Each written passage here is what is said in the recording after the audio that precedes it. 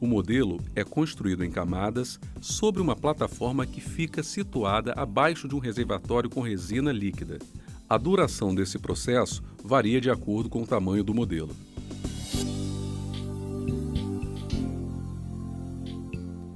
Depois da impressão, o modelo passa por um processo de limpeza e apuração.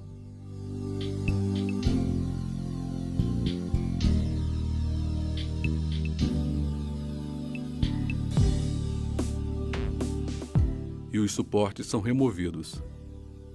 Esse trabalho deve ser realizado por um ourives.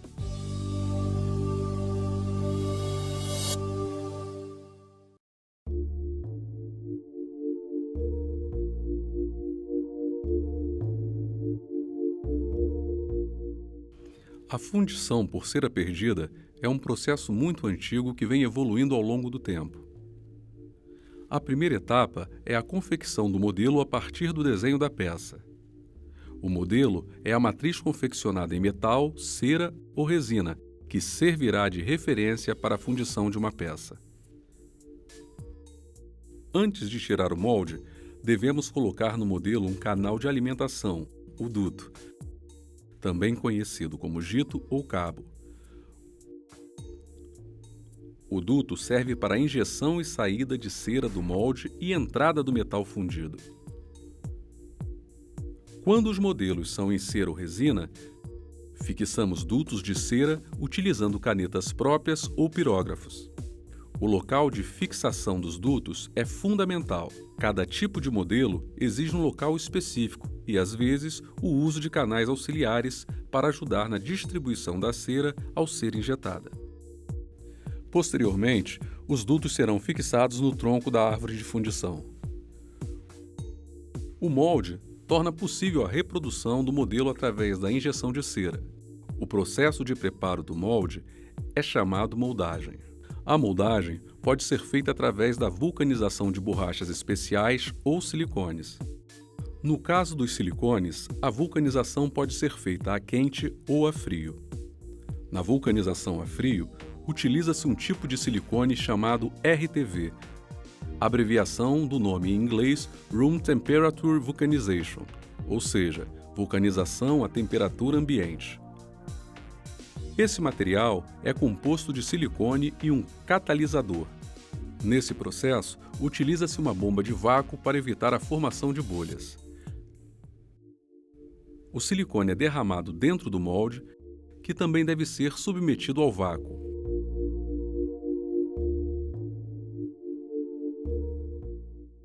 Após a retirada da câmara de vácuo, o molde vai endurecer ao longo de 12 horas.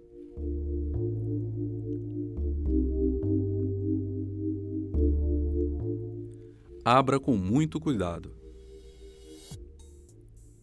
A injeção de cera no molde de silicone deve ser a cópia fiel do modelo. Qualquer irregularidade resultará em defeito de fundição ou alterações no peso esperado. Na injetora de cera a vácuo, temos diversos parâmetros ajustáveis que permitem a automatização do processo. Lembre-se de que o molde deve ser limpo antes da injeção de cera. O bico injetor tem a dupla função de sugar o ar do interior do molde e injetar a cera. Depois da injeção de cera, o molde volta à posição inicial e após alguns segundos é liberado. Ele deve ser resfriado antes da retirada da cera. Essa parte do processo é muito importante, pois a qualidade final da peça fundida depende de uma boa injeção de cera. Por esse motivo, depois da injeção, o profissional deve verificar bem se não existem defeitos. Agora é a vez do profissional da fundição montar a árvore de cera. A árvore de fundição é o resultado da montagem de um conjunto de peças injetadas em cera, ligadas a um duto central mais grosso, também em cera, chamado tronco. A montagem deve ser feita agrupando peças com características de volume semelhantes e de acordo com o tipo de liga que será fundida.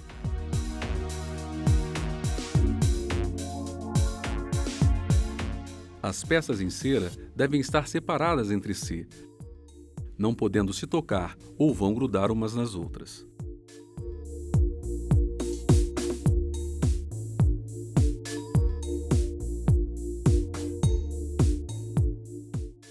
A árvore montada é colocada sobre uma base, que deve ter seu peso previamente verificado e anotado.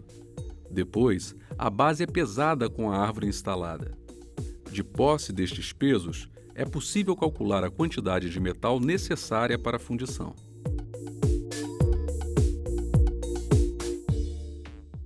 A próxima etapa é colocar a árvore em um cilindro de metal perfurado ao longo de sua superfície.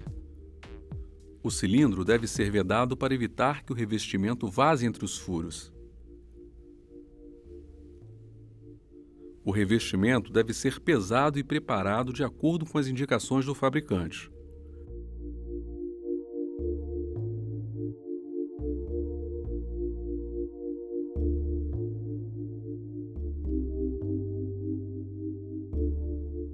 O ideal é utilizar água deionizada para evitar contaminação.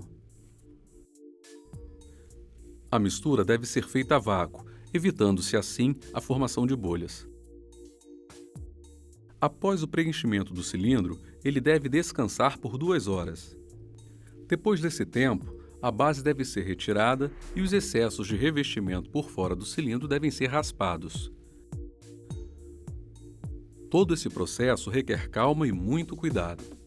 Assim, você evita bolhas e rachaduras no revestimento. É hora de remover a cera da árvore no interior do cilindro. A esse processo chamamos deceração. A deceração pode ser feita a seco ou a vapor. Seja qual for o método utilizado, é fundamental a completa remoção da cera no cilindro. Com a retirada da cera, restam as cavidades com a forma das peças, que posteriormente receberão o metal fundido.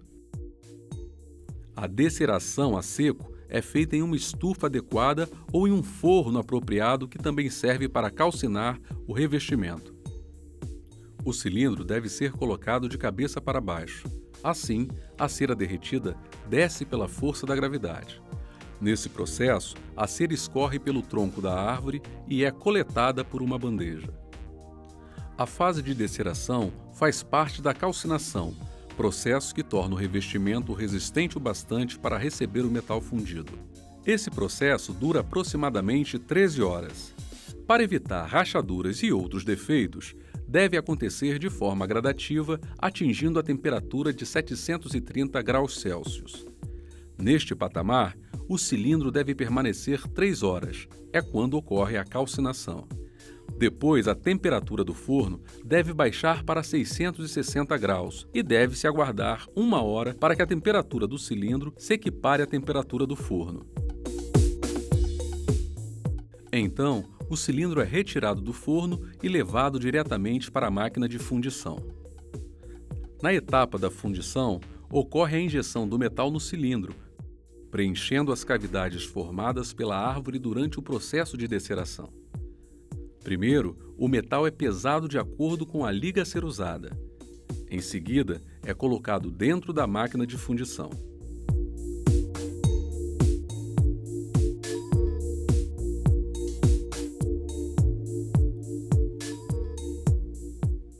O cilindro é retirado do forno e levado diretamente para a máquina de fundição, onde é colocado em um compartimento apropriado. O cilindro deve permanecer quente o suficiente para receber o metal fundido. Caso contrário, haverá um choque térmico e ocorrerá a rachadura do revestimento. A máquina é acionada e o metal é injetado para dentro do cilindro.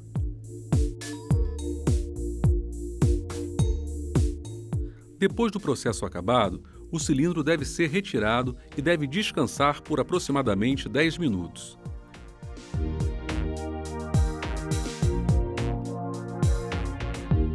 Por fim, o cilindro é mergulhado num tanque de água, onde ocorre a desintegração do revestimento.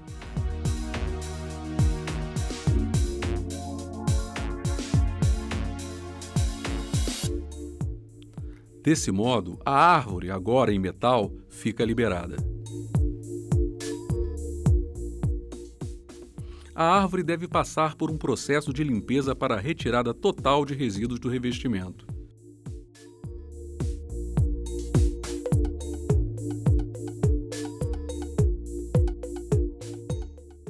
A seguir, deve ser colocada em uma solução de branqueamento e depois na água com bicarbonato. A árvore vai para o ultrassom e depois é novamente lavada. Com a árvore limpa, as peças são cortadas e separadas.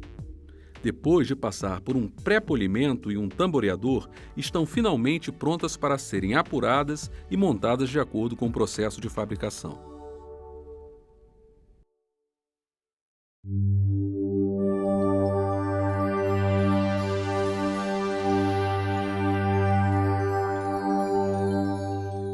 As pedras podem agregar ainda mais beleza e refinamento a uma peça. Mas você sabe como fixar as gemas nas joias? Chegou a hora de conhecer a arte da cravação. Existem várias técnicas de cravação. A escolha depende do tipo de gema, sua lapidação e o próprio desenho da joia. A técnica requer dedicação, prática e, acima de tudo, talento. Um bom cravador deve ter conhecimento sobre a utilização correta das ferramentas específicas para a realização do seu trabalho. O buril é uma ferramenta importantíssima para o processo de cravação. Serve para cortar, engastar, desbastar e levantar granitos. Pode ser encontrado em formatos e tamanhos diferentes e deve ser afiado de acordo com o trabalho a ser feito. Para isso, utilize um esmeril que pode ser adaptado a uma politriz. Primeiro, deve-se fazer um ângulo de aproximadamente 45 graus na ponta da lâmina. Em seguida, desbaste 2/3 da ferramenta até a metade da largura. Depois, passe o buril na pedra de Arkansas ou em um esmeril. Para finalizar, passe uma lixa fina. Depois de afiar o buril, coloque o cabo. Para fixar as lâminas, basta prender a lâmina em um torno e martelar. Dessa forma, você pode realizar o trabalho com maior firmeza e segurança. O tamanho do buril deve estar de acordo com o tamanho da mão do profissional. Sempre que necessário, é importante afiar o buril. A cravação deve ser feita com a joia muito bem fixada. O suporte de goma laca facilita o trabalho do cravador, dando maior firmeza e evitando danos no metal. O preparo é fácil. Basta derreter a goma na extremidade de um pau ou em uma superfície de madeira. Com a ajuda de uma lamparina, vá colocando a goma com muito cuidado para não queimá-la. Para fixar a joia, é necessário aquecer a peça e a goma. Ao retirar, limpe toda a goma mergulhando a peça na soda cáustica ou no álcool. Outra ferramenta muito utilizada no processo de cravação é o perloar. Ela serve para dar acabamento em garras e granitos. Depois de fixar a pedra, rode o perloar na ponta do granito para dar um efeito arredondado.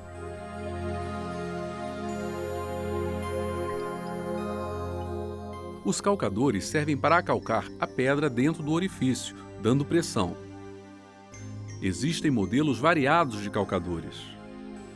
O martelete é uma ferramenta que auxilia na cravação inglesa. Depois de colocar a pedra no lugar, utilize o martelete para deslocar o metal sobre a pedra, fixando-a. O martelete é adaptado ao motor de chicote. Seu uso exige extrema atenção para não danificar a gema. Pronto, a pedra está cravada, mas o trabalho ainda não acabou. É preciso dar um acabamento final no local da cravação. Para isso, utilize limas finas, lixas e borrachas próprias. Muito cuidado para não tocar a pedra com lixas ou borrachas. O risco de danificar a gema é grande.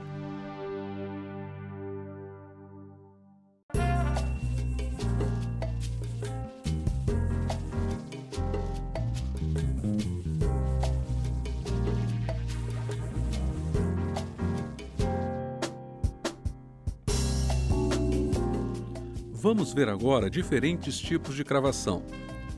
Toda cravação que possuir metal ao redor da pedra é considerada inglesa. É muito